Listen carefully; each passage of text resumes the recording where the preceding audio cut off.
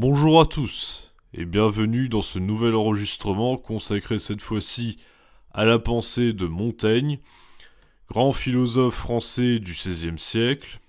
Cette réflexion portant sur la notion de culture s'inscrit dans le prolongement d'une réflexion récente portant sur les notions de nature et de culture, où nous avons montré que Pascal considérait qu'il était difficile de distinguer les deux, la nature apparaissant comme une culture antérieure. C'est donc la dimension artificielle de la culture que nous avons mis en évidence via le pouvoir de l'imagination qui en serait à l'origine. Et ce qui va nous intéresser à présent est justement comment procédons-nous pour juger de la valeur de notre culture ainsi que de celle des autres. Et par conséquent, peut-on dire que toutes les cultures se valent, ou bien est-il possible d'établir une hiérarchie ? Montaigne fait figure de référence incontournable concernant la notion de culture. Il influencera par ailleurs tant Pascal que Lévi-Strauss bien plus tard, car il a eu le mérite de développer une idée novatrice qui sera reprise et développée plus tard sous le nom d'ethnocentrisme, comme tendance à juger les autres cultures à partir des siennes en guise de critère principal de référence. Le texte sur lequel je vais m'appuyer ici est l'un des textes les plus connus de Montaigne. Il s'agit du chapitre 31 du premier livre de ses essais. Je m'excuse par avance pour ceux qui auraient aimé que je produise un travail sur un texte moins classique de Montaigne, ce fameux texte intitulé Des cannibales faisant figure de classique incontournable, mais justement, en retravaillant dessus il y a peu de temps, je me suis rendu compte qu'il n'était pas si évident qu'on serait tenté de le penser de prime abord.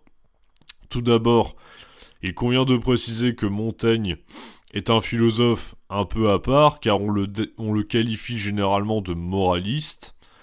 Il écrit souvent sous forme de textes, parfois courts, et la qualité de son travail vaut plus pour la finesse littéraire de ses écrits. Il possède une des plus belles plumes de toute l'histoire de la philosophie et de la littérature. Davantage, ces textes valent davantage pour leur dimension littéraire que pour leur rigueur conceptuelle, ou on va dire la dimension technique. Toutefois, et c'est là une des principales difficultés liées au style de Montaigne, quand on se frotte à lui en philosophie, il y a parfois des concepts, seulement ils ne sont pas forcément visibles du premier coup d'œil, et c'est au lecteur de les isoler et de les définir de manière à ce que ceci ait un sens par rapport à l'ensemble du texte. Ensuite, il convient de rappeler que Montaigne appartient au siècle dit humaniste et qu'il considère l'homme dans toute sa complexité comme un sujet de réflexion essentiel, sans y plaquer de préjugés notamment d'ordre religieux. La démarche philosophique de Montaigne est donc avant tout une démarche humaniste, comme on va le voir ici, mais également sceptique. Dans ce célèbre texte de Montaigne qui nous intéresse ici, le contexte historique fondamental qui est au cœur du texte, c'est la découverte de l'Amérique, et particulièrement des Antilles, où ont été découverts ceux que les colons nommèrent les peuples barbares. En effet, ce que la découverte du Nouveau Monde, à la fin du XVe siècle et que nous nommons à l'heure actuelle l'Amérique, a fait apparaître, c'est la dimension artificielle et relative des cultures. En effet, ce fut l'occasion pour les colons, menés par Christophe Colomb, de découvrir l'altérité, une autre espèce d'individu constituant l'humanité qui, à cause de sa trop grande différence avec nous, n'a pas été reconnue comme telle. L'une des caractéristiques propres à certaines peuplades d'Amérique, qui leur ont valu d'être traitées de sauvages ou de barbares par les colons, fut le cannibalisme. En tout cas, ce fut l'une des principales coutumes considérées comme barbares et dignes d'être critiquées par les nouveaux arrivants. Voilà quel est l'objet de la controverse du texte. Est-ce que ces gens-là qui se baladent à moitié à poil et qui mangent leurs morts au sens littéral du terme sont des êtres humains ? Est-ce qu'on peut seulement les considérer comme les nôtres ? Il y a à mon avis deux éléments qui rendent le texte de Montaigne plus difficile qu'il n'en a l'air. Le premier, c'est un paradoxe qui fait qu'en apparence, le début du texte cadre mal avec le passage le plus connu qui vient ensuite, car on constate que Montaigne valorise la raison par rapport à l'opinion populaire avant de critiquer la raison elle-même. Et l'autre difficulté qui constitue un piège, mais un piège, bon, dans lequel on peut facilement tomber, c'est de penser que Montaigne angélise les cannibales en faisant de braves petites brebis par opposition aux méchants colons intolérants. En réalité, on va voir que c'est plus subtil que ça et moins cucu que ça en a l'air. Concernant la première difficulté que j'ai indiquée, le texte s'ouvre par un rappel de l'attitude de rejet que possédait le peuple grec à l'égard de ceux qui n'étaient pas de culture grecque et qui ne parlaient pas la langue grecque. Ils étaient considérés comme des barbares. C'était d'ailleurs un critère que Aristote invoquait pour décrire ceux qui, selon lui, étaient des esclaves par nature. Montaigne dit à ce propos une chose intéressante, mais difficile à interpréter par rapport à la suite du texte, je cite « Il faut se garder de s'attacher aux opinions du peuple, et il faut les juger par la voie de la raison, non par la voie commune. » Fin de citation. On sait au tout début du texte. Sauf qu'un peu plus tard, Montaigne dira justement que la raison est en tant que telle une construction liée à la voie commune, ou en tout cas déterminée par la culture à laquelle nous appartenons. Mais avant d'en venir là, on peut constater que Montaigne fait une distinction conceptuelle entre voie commune et voie de la raison. En matière de jugement des autres coutumes que la nôtre, il paraît évident pour Montaigne que les opinions du peuple ne constituent pas un critère de vérité fiable. En ce sens, Montaigne serait l'héritier de Platon puisqu'il accorde une part de méfiance importante aux idées générales qui sont davantage le produit d'une construction sociale et culturelle que le résultat d'une recherche de la vérité, passant par le recours à la réflexion philosophique qui serait l'œuvre de la raison. Ce que Montaigne veut nous dire ici, c'est que l'on ne peut pas juger de la valeur des opinions d'un peuple en s'appuyant sur la voie commune, puisque c'est le chemin à travers lequel les lieux communs sont forgés, ce à travers quoi nous développons des opinions. Il faudrait donc mieux juger par la raison les opinions du peuple, plutôt que de les juger à partir de la source qui les a vus naître, puisque la raison nous permet de nous élever au-delà de l'opinion et de chercher ce qui est universel par opposition à ce qui est simplement commun. Oui, mais voilà, plus loin, Montaigne va considérer que ce que l'on nomme raison est une construction culturelle. Montaigne considère que cette raison que nous nous vantons de posséder est en réalité un mélange de différentes opinions du peuple qu'est le nôtre et qui ne demeure rien de plus que la voie commune des opinions et usages de notre pays. Autrement dit, notre rapport à la vérité et à ce qui paraît raisonnable ou non est entièrement conditionné par nos coutumes et notre culture, raison pour laquelle nous ne parvenons pas à comprendre les cannibales vivant sur les îles des Caraïbes et jugeons ceux-ci comme des sauvages et des êtres dépourvus de culture. On peut faire deux hypothèses pour résoudre cette difficulté. Soit Montaigne remet en question la notion même de raison, au sens classique, et il corrige ce qu'il a dit au début du texte, soit il faut distinguer la raison d'un philosophe, celle de Montaigne, qui s'efforce d'échapper aux préjugés liés à sa coutume, de la raison qui serait elle-même la construction issue de la voie commune qui est celle du peuple. C'est donc une synthèse de ces deux pistes que nous suivrons, et que la suite du texte confirme, je cite à présent l'extrait le plus connu, « Or, je trouve, pour en revenir à mon propos, qu'il n'y a rien de barbare et de sauvage en ce peuple, à ce qu'on m'en a rapporté, sinon que chacun appelle barbarie ce qui n'est pas conforme à ses usages. À vrai dire, il semble que nous n'ayons d'autres critères de la vérité et de la raison que l'exemple et l'idée des opinions et des usages du pays où nous sommes. Là est toujours la parfaite religion, le parfait gouvernement, la façon parfaite et accomplie de se comporter en toute chose. Ils sont sauvages de même que nous appelons sauvages les fruits que la nature d'elle-même et de son propre mouvement a produits. tandis qu'à la vérité, ce sont ceux que nous avons altérés par notre artifice et détournés de l'ordre commun, que nous devrions appeler plutôt sauvages. C'est dans ces créations spontanées que sont vivantes et vigoureuses les vraies et les plus subtiles et naturelles vertus et propriétés que nous y avons abattardies et que nous avons adaptées au plaisir de notre goût corrompu.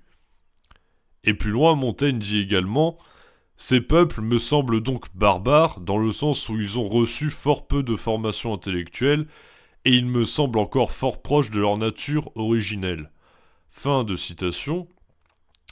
Ici, Montaigne fait dépendre la vérité de la raison et définit la raison comme étant l'ensemble des idées et opinions culturellement déterminées par notre appartenance à une culture.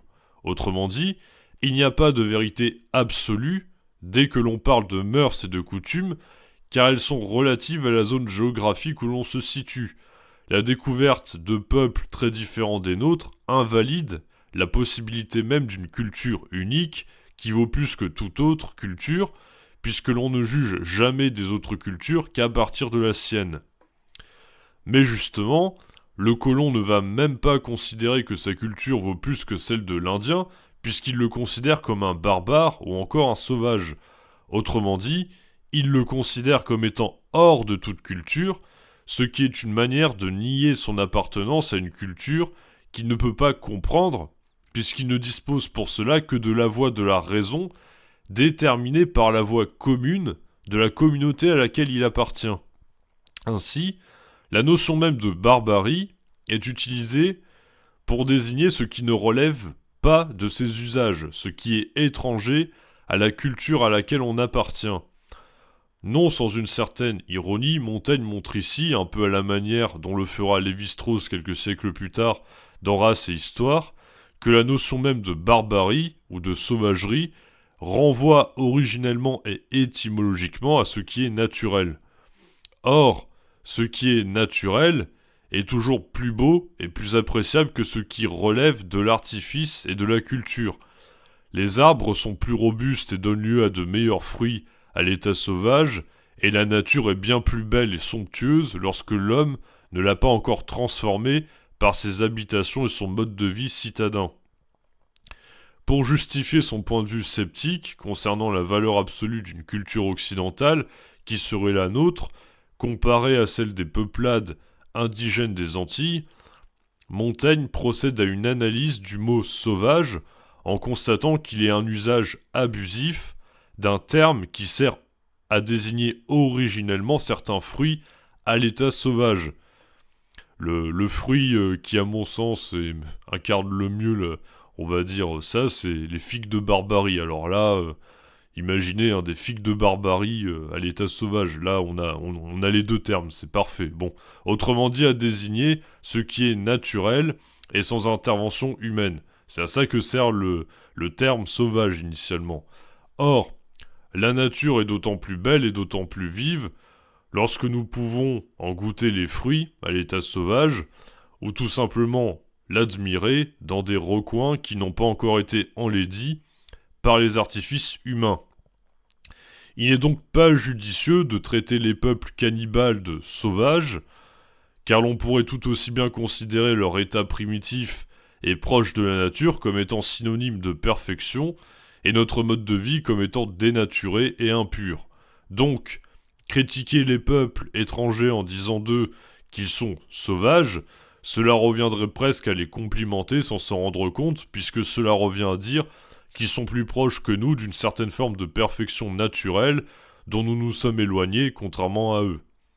Si par sauvage, il faut désigner ce qui est contre nature, c'est bien le résultat de nos artifices qu'il est, et non leur mode de vie primitif en apparence qui est davantage proche de la nature.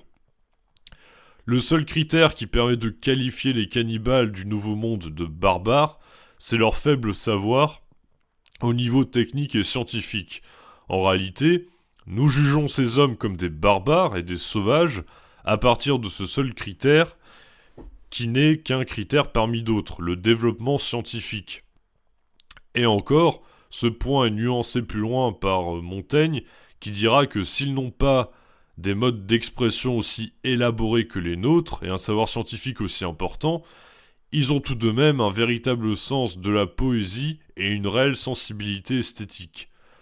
De fait, leur intelligence est considérée comme inférieure à une intelligence humaine à partir de la froideur de ce qu'une raison humaine dite scientifique peut produire, à partir on va dire, d'un stade d'avancement au niveau civilisationnel sur un plan strictement technique. Bref, le barbare est une notion relative et trompeuse, produite par une raison humaine, elle-même construite par l'ensemble des idées et des coutumes admises dans le peuple dont nous venons et qui nous fait considérer ce qui est bien et vrai à partir de notre propre culture.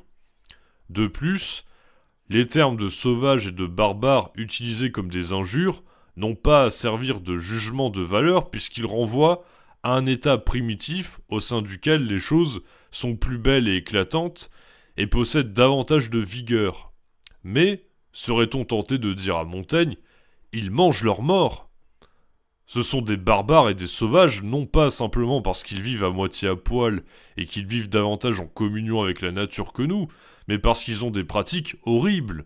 De plus, on a constaté qu'ils mangeaient aussi les colons, ce qui peut justifier de les considérer comme des barbares et de vouloir en exterminer quelques-uns pour faire bonne mesure, non ?